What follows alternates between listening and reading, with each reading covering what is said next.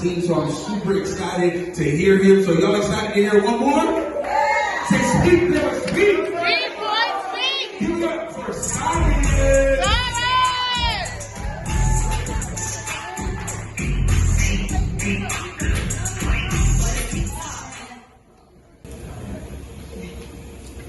In 10th grade, during basketball season, I went up for a rebound and then rolled my ankle after coming down with the ball. Couldn't walk for 2 weeks. In sophomore year of college, I get elbowed in the lower lip, had to get stitches that same night. It was painful to speak for 2 days. And occasionally, once every 4 months, I jam my toe against the door frame, so here and there, you may see me walking with a limp. What do you think this proves? If you think that I'm clumsy, well, you are correct, and I completely understand how you've come to this conclusion. But more so, that we are made delicate.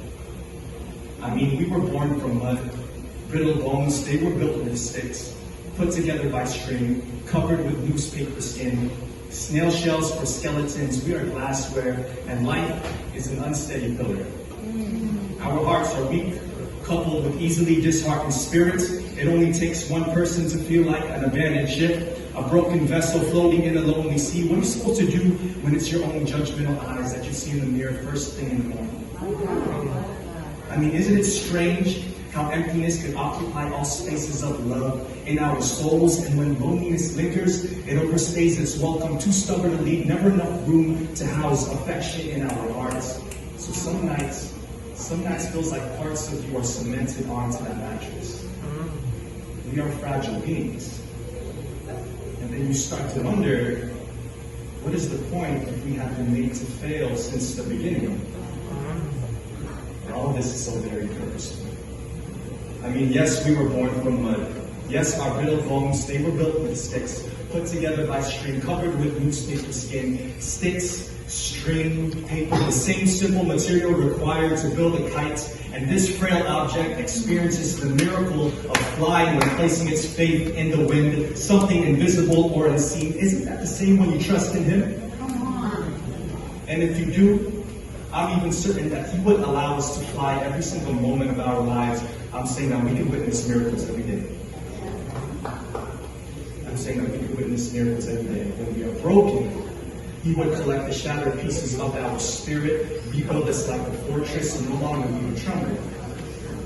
When our world is darkened with grief and it feels like we are witnessing the longest solar eclipse that ever took place in our lives, He'll be our North Star, a lighthouse in a fog full of confusion and uncertainty. Never again feel cold with His warmth or feel empty with His love. But sometimes our perspective on miracles need to change. I mean, sometimes it's not as obvious. No water turning into wine, no pillar of cloud and fire. Sometimes it's just to be able to hear your own daughter's voice.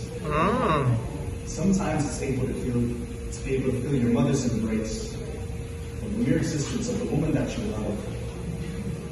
But know that we may weep for 40 days and 40 nights, and He would save us from this flood of deep sorrow, but there's the ark we have to do. And He could split the ocean of tears long enough for us to make it to dry land, but we still have to cross the Red Sea. I'm saying we still have to do our part and put the work. But if we do, if we endure, there won't be enough string in the reel to unravel for the place we're going. Because we will be beyond the trees, beyond the clouds, beyond the stars, floating. This time not as fragile, but perfect. Thank you.